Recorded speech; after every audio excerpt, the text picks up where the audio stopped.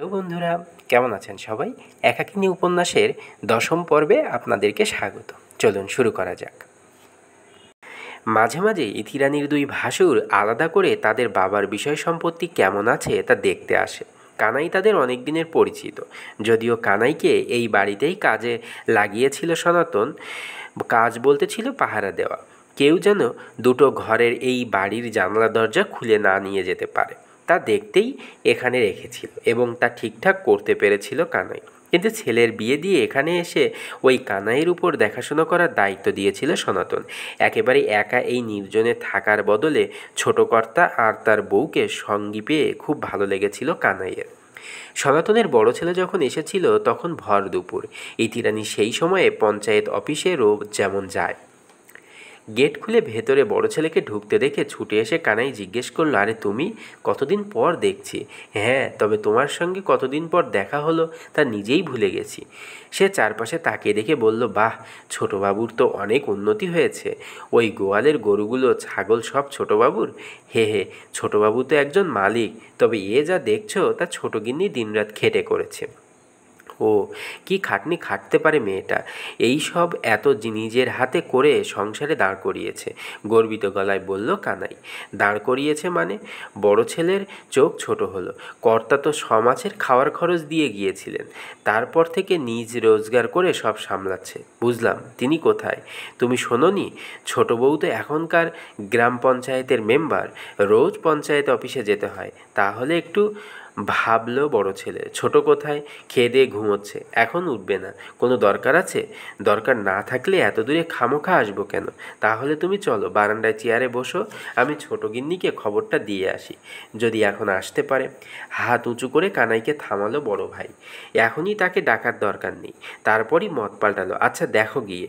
কানাই দৌড়ে খবর দিতে গেল। বড় ভাই ঘুরে ঘুরে তার বাবা, ছোট ভাই আর তার বউকে এই যে জমিটা দিয়ে গিয়েছিল তার যে অনেক পরিবর্তন হয়ে গেছে তা বুঝে চোয়াল শক্ত করলো। বাবা বোধহয় জানতেনই না এখানে খামার বাড়ি করলে লাভের মুখ দেখা যাবে।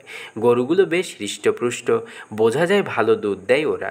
ছাগলগুলোর অধিকাংশই অল্প বয়সী, বোধহয় বড় হয়ে যাওয়া ছাগলগুলোকে ইতিমধ্যেই বিক্রি করে দেওয়া হয়েছে। ওপাশে পোলট্রি ফার্ম করেছে, তার দিয়ে উঁচু দেয়াল তৈরি করে। তার মধ্যে অন্তত 40-50টা মুরগি আর মোরগ রাখা হয়েছে। এই এতগুলো প্রাণীর দেখাশোনা, ওদের খাবার দেওয়ার কাজ কে করে? ছোট ভাইয়ের বউ। ছোট ভাই যে কখনো এই সব কাজ করবে তা চোখে দেখলেও সে বিশ্বাস করতো না। মেজো ভাই এখানে নেই। গাছগুলো ঘুরে ঘুরে দেখলো বড় ভাই, তারপর দূরের ওই কামরার বাড়িটার দিকে তাকালো। তার বাবা যা সম্পত্তি তার তুলনায় এই জমি বা এই বাড়ি কিছুই নয়।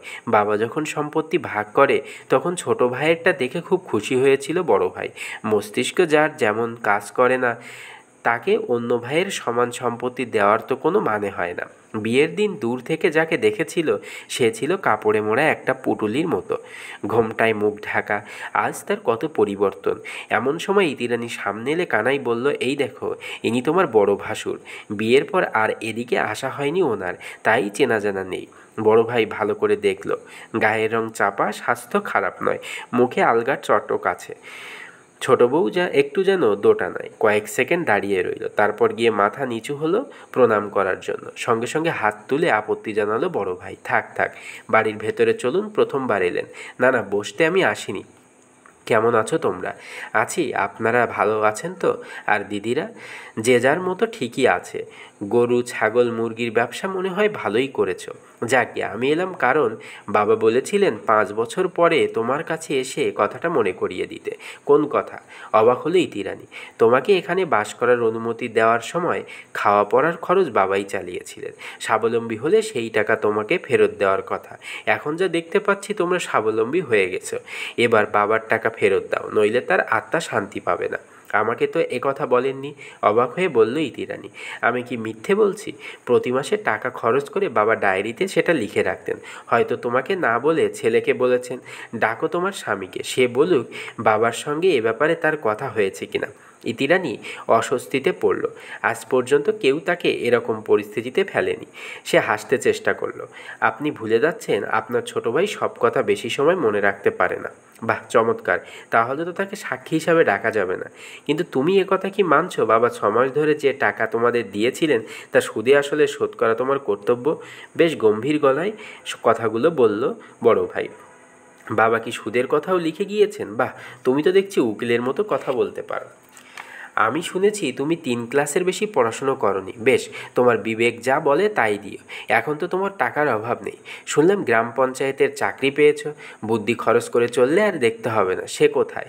বোধহয় ঘুমোচ্ছে, ইতিরানী বলল। অসময়ে ডাকলেও শরীর খুব খারাপ হয়। এই সময় কানাই একটা কাঁচের গ্লাস নিয়ে এলো। বড় ভাই জিজ্ঞেস করলে, এটা কি? শরবত, কাগজি লেবু দিয়ে করে এনেছি। কানাই বলল, না না, আমরা চিনি খাওয়া নিষেধ। শুনলাম মেয়ে নাকি স্কুলে পড়ছে, তা এই সময়ে নিশ্চয়ই সে বাড়িতে নেই। কানাই মাথা নাড়ল। সে তো এখন স্কুলে আছে। তাহলে আজ তার সঙ্গে দেখা হলো না। আজ আমি চলি, কিন্তু যাওয়ার আগে জেনে যেতে চাই কবে নাগাদ টাকা পাবো। একটু হিসেব করে বলতে পারবো। আচ্ছা, পুরো টাকাটা কি আপনি নেবেন, নাকি আপনাদের 2 ভাইকে আধাআধি ভাগ করে দেব? যা বলবেন তাই পাঠিয়ে দেব, ইতিরানী বলল। আধাআধি মানে? আমি বাবার বড় ছেলে, আমি এসে তোমাকে মনে করিয়ে দিয়েছি, তাই ওটা আমাকেই দেবে। আজ আমি যাওয়ার আগে যদি তারিখটা জেনে যেতে পারতাম তাহলে ভালো হতো, বুঝলে? হাত বাড়িয়ে কানাইকে ইশারা করলো বড় ভাই গ্লাসটা দিতে। কানাই সেটা এগিয়ে ধরতেই বড় ভাই ঢক ঢক করে শরবত পান করে বলল, কিছু বলো, আমাকে দিন 7 সময় দিন, একটু ভেবে দেখি।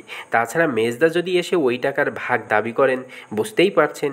ইতিরানীর কথা শেষ হতেই বড় ভাই বড় বড় পা ফেলে বেরিয়ে গেল। আর তার চলে যাওয়া দেখতে দেখতে কানাই জিজ্ঞাসা করলো, কি হলো দিদিমণি? ওর বোধহয় শরীর হঠাৎ খারাপ লাগলো, তাই তাড়াতাড়ি চলে গেলেন। কথাগুলো বলে মুখ ঘুরিয়ে নিয়ে ইতিরানী তার কাজের জায়গায় ফিরে গেল। মেয়েকে নিয়ে নদীর ঘাটে পৌঁছে ইতিরানী দেখতে পেল জনার্দনকে। এগিয়ে এসে অনন্যাকে জিজ্ঞেস করলো, জনার্দন, কেমন আছো মা? অনন্যা মাথা নাড়ল। ভালো, আপনি? আমি ভালো আছি। স্কুলে যাতায়াত করতে কেমন লাগে? এমনি ভালো, কিন্তু অনেক সময় লাগে, ঠোঁট মোচড়ালো অনন্যা। ইতিরানী বলল, চলুন, একটা নৌকো আসছে। ওপারে নৌকো থেকে নেমে মিনিট 10 হাঁটার পর গেট পেরিয়ে স্কুলে পৌঁছে গেল ওরা। জনার্দন বলল, আমি দেখে আসি আমাদের দিদিমণি এসেছেন কিনা। স্কুলের 3য় শ্রেণী পর্যন্ত ছাত্রছাত্রীরা একসঙ্গে পড়াশোনা করে, তারপর শুধু মেয়েরাই এই স্কুলের ছাত্রী হয়ে থাকে। জনার্দন ফিরে এসে বলল, উনি ওর ঘরেই আছেন, চলুন। সে এগিয়ে গিয়ে একটা ঘরের সামনে দিয়ে হেঁটে যাওয়া কর্মচারীকে জিজ্ঞাসা করলে সে মাথা নেড়ে তার কাজে চলে গেল। দরজা ঈষৎ ফাঁক করে ভেতরটা দেখে ইতিরানীকে ইশারা করলো যাওয়ার জন্য। মেয়েকে নিয়ে প্রভাবতী দেবীর অফিস ঘরে ঢুকতেই তিনি চোখ তুলে ইতিরানীকে দেখলেন। জিজ্ঞেস করলেন, কি ব্যাপার? মেয়ের ব্যাপারে কিছু কথা বলতে এলাম। ইতিরানী বলল, বসো। উল্টো দিকে চেয়ার দেখিয়ে দিলেন প্রভাবতী দেবী। জনজন হাত জোর করলো। একটা আবেদন করতে এসেছি আমরা। কীরকম? কপালে ভাঁজ পড়ল প্রভাবতী দেবীর। আসলে আমি যেখানে থাকি সেখান থেকে এই স্কুলে আসতে অনেক সময় লেগে যায়। তুমিই বলো দিদি, জনার্দন বলল। ইতিরানী বুঝিয়ে বলার চেষ্টা করলো, বাড়ি থেকে এত দূর এসে পড়াশোনা না করলে মেয়েকে স্কুল ছাড়িয়ে বাড়িতে বসিয়ে রাখতে হয়। আর এখন যেভাবে ওই স্কুলে যাতায়াত করে পড়াশোনা করছে তাতে যে সময় নষ্ট হচ্ছে তাতে ভালো করা সম্ভব নয়। একথা যিনি ওকে বাড়িতে পড়ান তিনি বলেছেন। তাই সে আজ একটা আবেদন নিয়ে এসেছে। সে জানেই এই স্কুলে মেয়েদের থাকার জন্য যে হোস্টেল রয়েছে সেটাই থাকতে পারে ক্লাস 5-এর এবং তার উপরের ক্লাসের মেয়েরা। অনন্যা যেহেতু নিচু ক্লাসে পড়ে তাই ওর পক্ষে হোস্টেলে জায়গা পাওয়া সম্ভব নয়। একদম ঠিক কথা, প্রভাবতী দেবী বললেন। তাহলে ও সুযোগ পাবে না? করুণ গলায় জিজ্ঞেস করল ইতিরানী। তার মুখের দিকে তাকিয়ে প্রভাবতী দেবী বললেন, যে আইন করা হয়েছে তা সবাইকে মেনে চলতে হবে। তবে তোমার মেয়ের ব্যাপারটা আমি কমিটির মিটিংয়ে বলবো। ও যদি হোস্টেলে জায়গা পেয়ে এখানকার চেয়ে আরও ভালো রেজাল্ট করবে বলে কথা দেয় তাহলে আচ্ছা দেখি, এসো তোমরা। উঠে দাঁড়ালেন প্রভাবতী দেবী। মাস 3-এর মধ্যে ঘটনাটা ঘটে গেল। ওপার থেকে সন্ধ্যের পরে নৌকায় এপারে আসছিলেন হারাধন রায় অন্য যাত্রীদের সঙ্গে।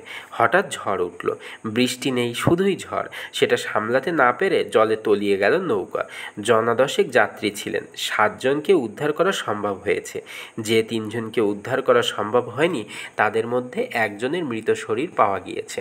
পরের দিন ভোরবেলায় চেহারা দেখে চিনতে অসুবিধা হয়নি কারো। হারাধন রায়ের দেহ অবিকৃত ছিল। খবর পেয়ে প্রধান ইতিরানীকে ডেকে পাঠালো। বসতে বলে হাত উল্টে বলল, হারাধন রায় চলে গেল। বড় ভালো লোক ছিল, কখনো কথার খেলাপ করতো না। ও তোমার প্রশংসা করেছিল। আমার অবাক হয়ে জিজ্ঞেস করলে ইতিরানীর। প্রধান মুখে কিছু না বলে মাথা নেড়ে হ্যাঁ বলে শ্বাস ফেলল শব্দ করে। তারপর বলল, তোমার সঙ্গে তো আলাপ করতে গিয়েছিল, যায়নি? মাথা নেড়ে ইতিরানী বলল, হ্যাঁ, আমাকে বলেছিল তুমি কিছু চাওনি, তার মানে আর 5টা লোকের মতো তুমি নও। তবে লোকটা সৎ ছিল, বলেছিল মুখ ফুটে না চাইলেও ও ওর কর্তব্য করবে, তুমি বঞ্চিত হবে না। বড় খাঁটি লোক ছিল সে। মাথা নেড়ে যেন নিজেকে সামলে প্রধান বলল, এদিকে এক কাণ্ড হয়েছে।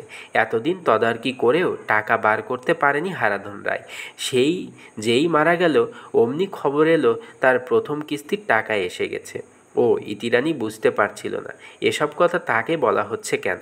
টাকা তো এসেছে, কিন্তু কাজটা কে করবে? খুব চিন্তায় পড়েছিলাম, কিন্তু কাগজপত্র উল্টে দেখে বুঝলাম লোকটা ভবিষ্যৎ দেখতে পেত। নইলে ব্যবসা থেকে আরম্ভ করে ব্যাংক, পোস্ট অফিস নিজের নামের সঙ্গে বউয়ের নামও জুড়ে দিয়েছে। অর্থাৎ দুজনের যে কেউ ব্যবসা করবে, টাকা দেওয়া নেওয়া করতে পারবে। মাথা নাড়ল প্রধান। আজ সবে ডেড বডি পাওয়া গেল। আজ আর ওর স্ত্রীকে এসব কথা বলার জন্য পাওয়া যাবে না, উচিত নয়। তোমাকে ডাকলাম কেন বলো তো? বেশ হাসি খুশি মুখে তাকালো প্রধান। আমি ঠিক বুঝতে পারছি না। ইতিরানী অবাক হলো। শ্রাদ্ধ শান্তি চুকে যাওয়ার পর তো কাজটা আরম্ভ করতে হয়। হারাধন নেই তো কি হয়েছে, ওর বউয়ের নামেই আইনসম্মতভাবে কাজটা করা যাবে। কিন্তু হারাধনের বউ তো ঘরের বউ, সাঁকো তৈরির সব কাজ আমাদেরই করতে হবে। আর যেহেতু জায়গাটা তোমার এলাকায়, তাই এবার স্পষ্ট করে বলো, কাজটা ভালোভাবে উতরোতে পারবে তো? আমি কখনো করিনি এই কাজ।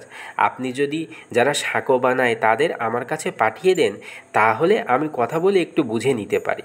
বাহ, এ তো ভালো কথা। একটা কথা মনে রাখবে, টাকা পয়সার ব্যাপারে যে কোনো সিদ্ধান্ত আমাকে না জানিয়ে নেবে না। আশা করি কাজটা ভালোভাবে তদারকি করতে পারবে। আর একটা কথা, কাজের জায়গায় আমি রোজ যাব না, সেটা ভালো দেখাবে না। তুমি সব ব্যাপারে নজর রাখবে, সমস্যায় পড়লে আমাকে জানাবে, ঠিক আছে?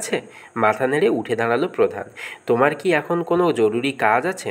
গরুগুলো দুধ দোয়াবার সময় এখন সামনে থাকাটা অভ্যেস হয়ে গিয়েছে। তবু ইতিরানী জিজ্ঞাসা করলো, বলুন। শ্মশানে নিয়ে যাওয়ার আগে বডি নিয়ে নিশ্চয়ই একবার বাড়িতে আসবে, তাই বাড়িতেই ওকে দেখে আসি। তুমি যখন কাজটা তদারকি করবে তখন শ্রদ্ধা জানাতে তোমারও যাওয়া উচিত। একথা শুনে মাথা নাড়ল ইতিরানী। বাড়ির সামনে ভিড় জমেছিল। হারাধন রায়ের মৃতদেহ বাড়ির উঠোনে এনে রাখা হয়েছিল। ওর স্ত্রী স্বামীর পায়ে মুখ গুজে ফুঁপিয়ে কেঁদে চলেছে। বছর দশেকের ছেলে মায়ের শরীর জড়িয়ে ধরে কাঁধে মাথা রেখেছে। আত্মীয় স্বজন, পাড়ার মানুষজন শ্মশানে যাওয়ার জন্য প্রস্তুত হচ্ছিল। প্রধানকে দেখে একজন এগিয়ে এলো। কোথা থেকে কি হয়ে গেল বলুন তো? গতকাল দুপুরেও কত কথা হলো, আর আজ? প্রধান নীরবে মাথা নাড়ল। কিছুক্ষণ পর সে ইশারা করল ইতিরানীকে হারাধন রায়ের স্ত্রীর সঙ্গে কথা বলতে।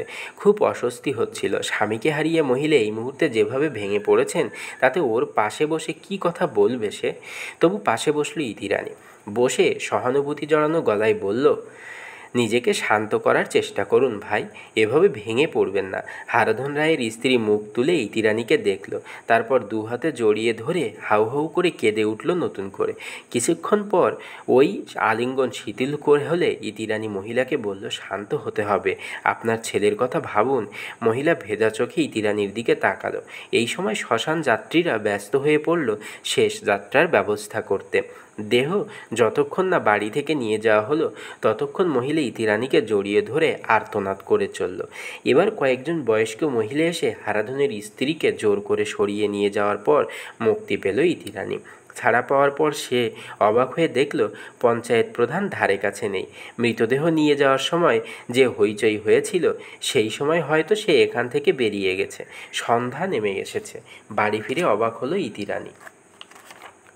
কানাই দুধ দুইছে, আর তার কিছু দূরে যেভাবে সে বসে থাকে সেইভাবে বসে আছে তার বর নাড়ুগোপাল। এরকম ঘটনা যে ঘটবে তা কল্পনাও করেনি ইতিরানী। সাঁকোর কাজ আরম্ভ হওয়ার আগেও দুটো লোক তার সঙ্গে দেখা করতে অফিসে এসেছিল। তাদের সেই নির্দেশ দিয়েছিল প্রধান। লোক দুটোর মধ্যে একজন বলল, আপনি একদম চিন্তা করবেন না, আমরা হারাধনবাবুর লোক, অনেক দিন ধরে ওর সঙ্গে কাজ করে আসছি। তা প্রধান ডেকে বলেছেন আপনি সাঁকো তৈরির কাজ তদারকি করবেন। আপনি কোনো চিন্তা করবেন না, হারাধনবাবু যেভাবে সাঁকো তৈরি করতে চেয়েছিলেন সেইভাবেই সাঁকো হবে, আপনাকে কথা দিচ্ছি। তার জন্য এক পয়সাও বাড়তি খরচ হবে না। হারাধন রায়ের তৈরি নকশা যা সরকারের অনুমোদন পেয়েছিল তা ওরা ইতিরানীকে দেখালো। কথা বলতে বলতে ইতিরানীর মনে হলো এরা সততার সঙ্গেই কাজটা করবে।